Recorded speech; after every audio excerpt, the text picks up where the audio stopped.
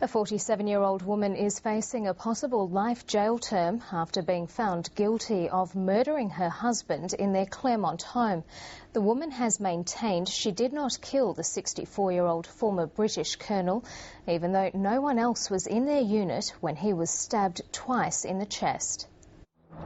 Jennifer Susan Russell-Miles seemed to have a loving and happy relationship with her husband Derek, but in August last year he was stabbed twice in the chest and she's now been convicted of his murder. She appears, in my uneducated opinion, to be in shock.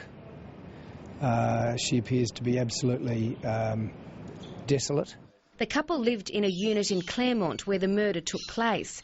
She told police she'd gone to the bathroom and her husband had gone downstairs to get cheese and crackers.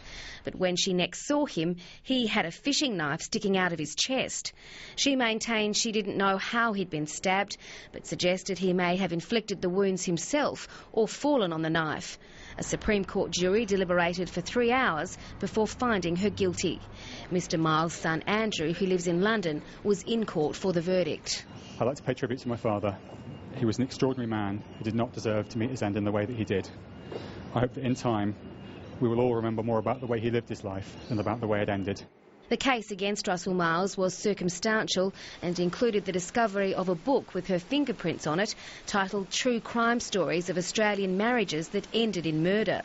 Her lawyers suggested someone else may have been responsible because her DNA wasn't found on the knife and there was a mysterious fingerprint on a sliding door.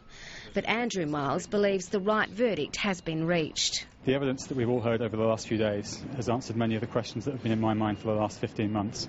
Russell-Miles was remanded in custody and will be sentenced in February. Joanna Manar, ABC News.